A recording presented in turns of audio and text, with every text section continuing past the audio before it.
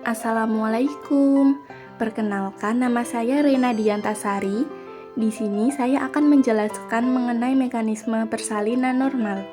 Sebelumnya, kamu tahu nggak sih apa itu mekanisme persalinan? Jadi, mekanisme persalinan merupakan gerakan janin dalam menyesuaikan dengan ukuran dirinya dengan ukuran panggul saat kepala melewati panggul. Mekanisme ini sangat diperlukan mengingat diameter janin yang lebih besar harus berada pada satu garis lurus dengan diameter yang paling besar dari panggul. Tahapan mekanisme persalinan normal yaitu kepala janin masuk di pintu atas panggul, proses majunya kepala janin, fleksi, janin melakukan putaran paksi dalam, ekstensi, kemudian yang terakhir putaran paksi luar. Agar lebih jelas lagi, yuk simak penjelasannya. Yang pertama, kepala janin masuk ke dalam pintu atas panggul atau engagement. Pada seorang wanita yang pertama kali hamil atau primigravida, kepala janin masuk ke pintu atas panggul pada bulan terakhir kehamilan. Sedangkan pada wanita yang sudah pernah hamil lebih dari satu kali atau multigravida, kepala janin masuk ke pintu atas panggul pada saat proses persalinan. Pada tahap ini, terjadi peristiwa sinklitismus. Sinklitismus yaitu bila arah sumbu kepala janin tegak lurus dengan bidang pintu atas panggul. Yang kedua, proses majunya kepala janin. Proses majunya kepala janin pada wanita yang pertama kali hamil atau primigravida terjadi setelah kepala masuk ke dalam rongga panggul yang dimulai pada saat kala 2. Sedangkan pada wanita yang sudah pernah hamil lebih dari satu kali atau multigravida, majunya kepala janin bersamaan dengan masuknya kepala janin ke pintu atas panggul. Proses majunya kepala janin disebabkan oleh tekanan cairan ketuban atau amnion, kekuatan mengejan, turunnya kepala janin akibat adanya his atau kontraksi, atau tekanan langsung dari his dari fundus ke arah daerah bokong.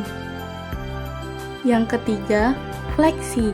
Pada saat kepala janin masuk ke dalam ruang panggul, maka posisi kepala janin diubah dari diameter occipitofrontalis atau puncak kepala, yaitu 11 cm, menjadi diameter suboccipitobregmaticus atau belakang kepala yaitu 9,5 cm. Fleksi ini terjadi karena adanya dorongan pada janin dan adanya tahanan dari pinggir pintu atas panggul, dinding panggul, sehingga kepala janin memiliki peluang untuk melakukan fleksi lebih besar daripada defleksi. Setelah sampai dasar panggul, maka kepala janin akan melakukan fleksi secara maksimal. Yang keempat, janin melakukan putaran paksi dalam.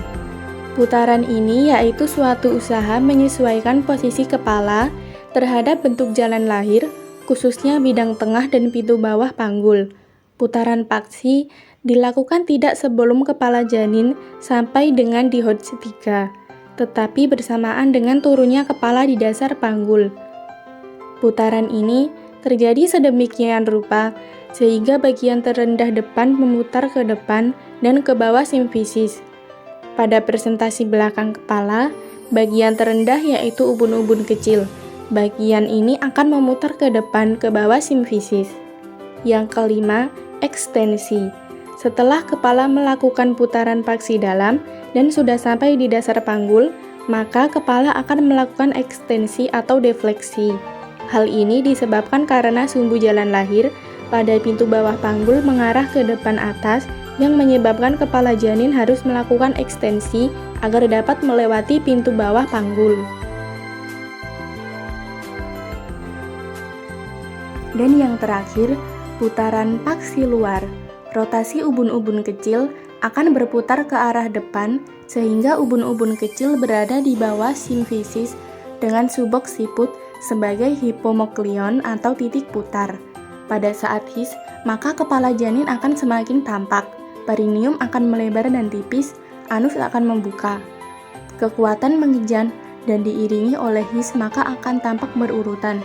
yaitu bregmatiku, dahi, muka, dan dagu dengan gerakan ekstensi. Setelah kepala lahir, maka kepala akan melakukan putaran paksi luar dengan cara berputar.